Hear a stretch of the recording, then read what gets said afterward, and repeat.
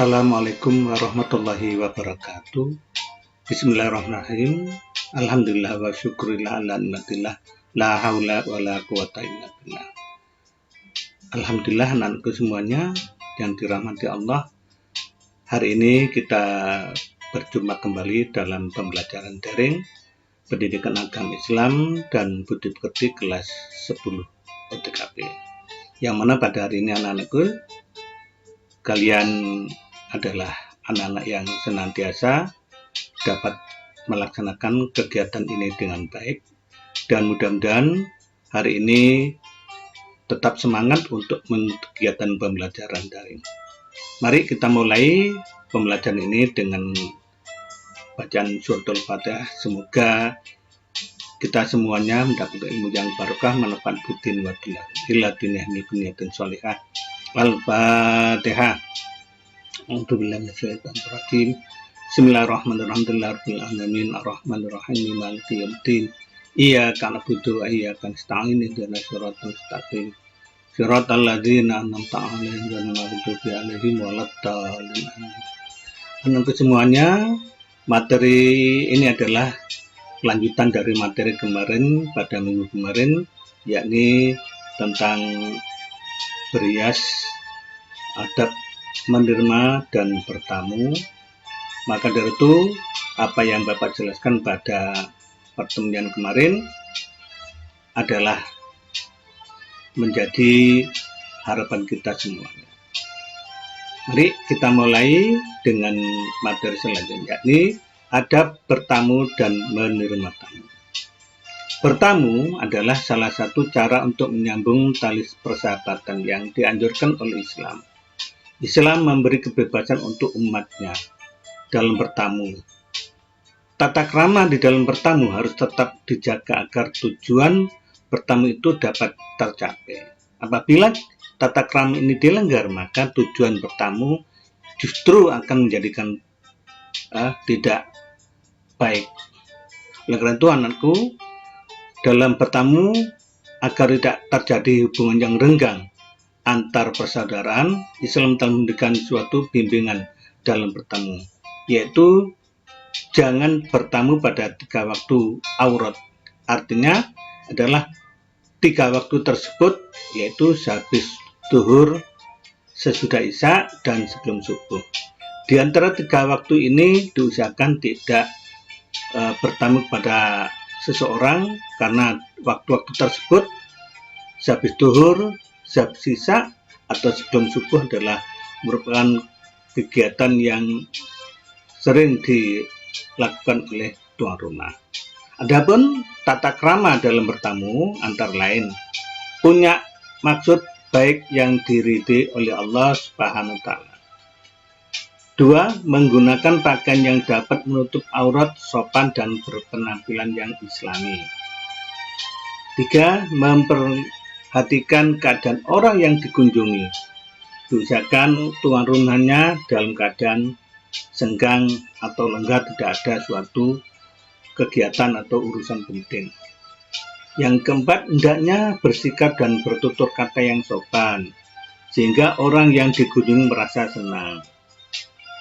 5. Dalam bertamu, jika memang diharuskan menginap, maksimal itu adalah 3 hari. Anak-anakku, ini etika dalam bertamu itu memang harus kita terapkan agar di antara kedua belah pihak, antara tuan rumah dan kita, ada hubungan yang baik antar keduanya. Selanjutnya, dalam proses menerima tamu, yaitu sebagai agama Islam, yaitu agama yang sempurna, maka Islam juga memberikan tuntunan bagi umatnya dalam menerima tamu. Demikian pentingnya masalah ini, yaitu dalam menerima tamu, sehingga Rasulullah SAW menjadikannya ini sebagai ukuran kesempurnaan, kesempurnaan imannya. Artinya salah satu tolak ukur kesempurnaan iman seseorang itu ialah sikap dalam menerima tamu. Sebagaimana sabda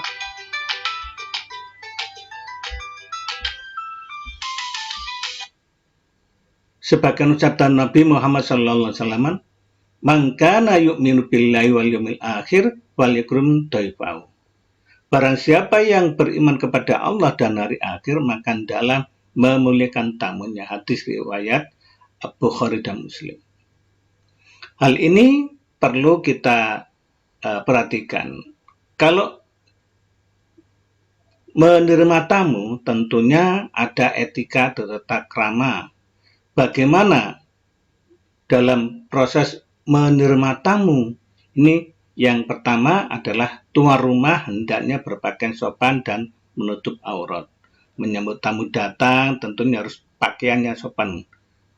Mungkin kalau saat ada tamu datang dan kita belum siap, maka kita segera berpakaian yang sopan dan menutup aurat.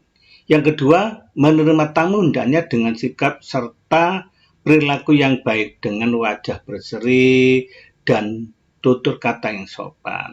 Ya, tatkala kita menerima tamu mungkin adalah perlu kita tunjukkan sikap yang baik dengan kata-kata yang sopan, yang santun, dan yang bisa menunjukkan bahwa kita menerima tamu ini harus baik.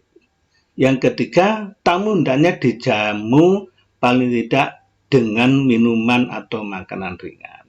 Tentunya ini tidak lupa untuk ada suguhan yang bisa kita hidangkan kepada tamu. Yang keempat, tidak perlu mengada-ada, yaitu sebatas kemampuannya. Artinya, kalau memang kondisi tidak memungkinkan untuk kita suguhkan, apa adanya. Jangan sampai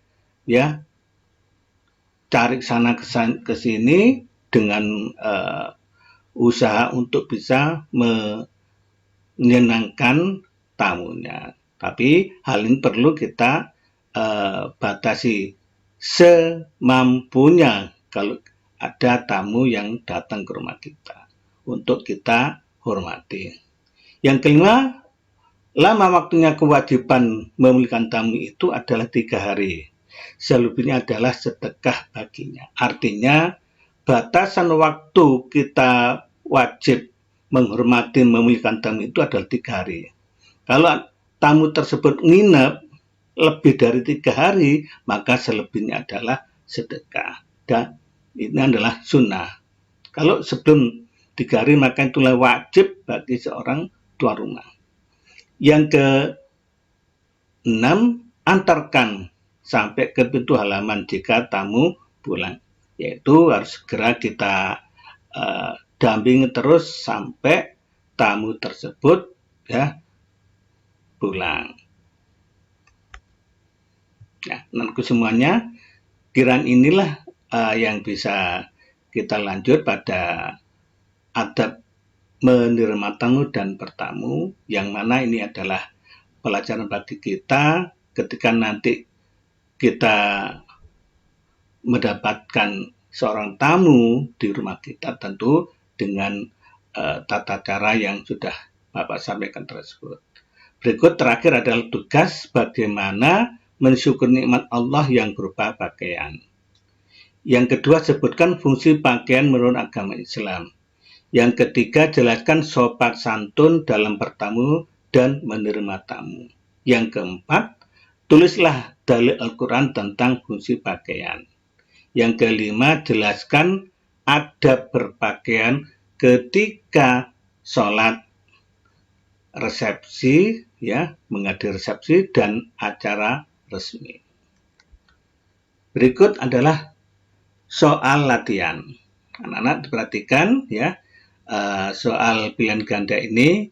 Nomor 1, Ella memakai jilbab, namun bentuk pakainya ketat, lekuk-lekuk tubuhnya tampak. Apakah cara Ella berbusana sudah menunjukkan etikat yang islami?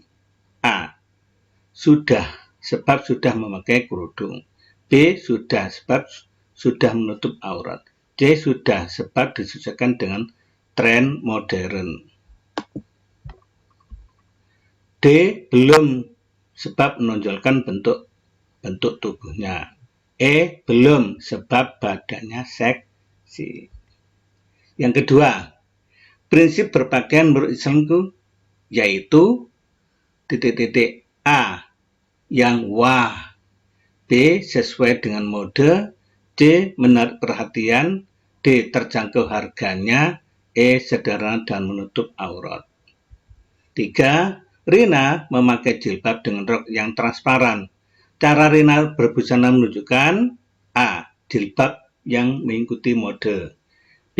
Etika berbusana yang islami, C. Muslimah berjilbab yang memiliki jiwa seni, D. Ia berjilbab tetapi tidak islami, E. Jilbab tidak dapat menyembunyikan keindahan tubuh. 4. Etika bertamu dalam Islam adalah kecuali A. Tidak memilih waktu, B. Mengetuk pintu dan salam, C. Tidak berlama-lama, D. Menghormati aturan tuan rumah, E. Berbicara dan bersikap sopan. 5.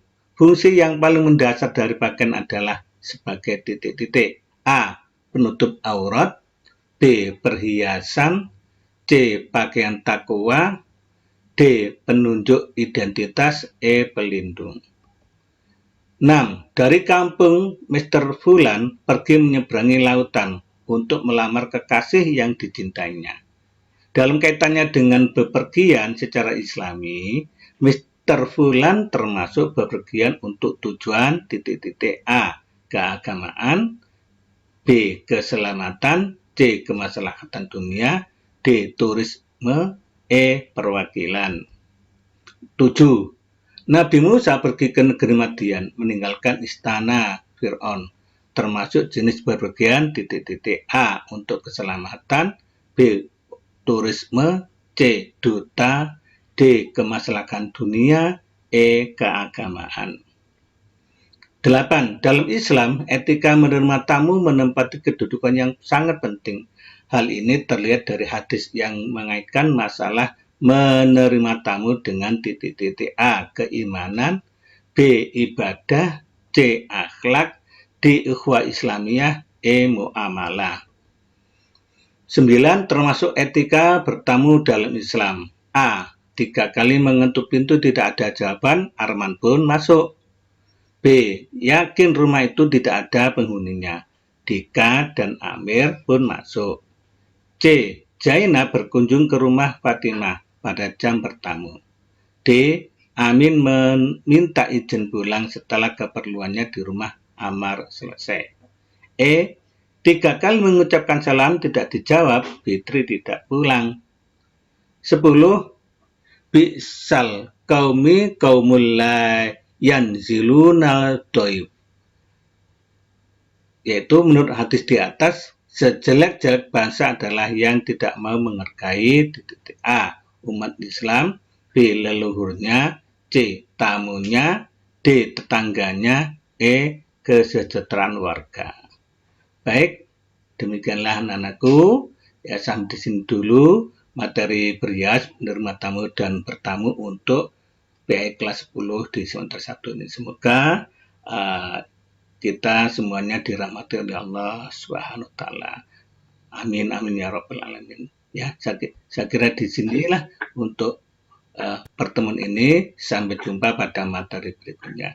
Demikian, wassalamualaikum warahmatullahi wabarakatuh.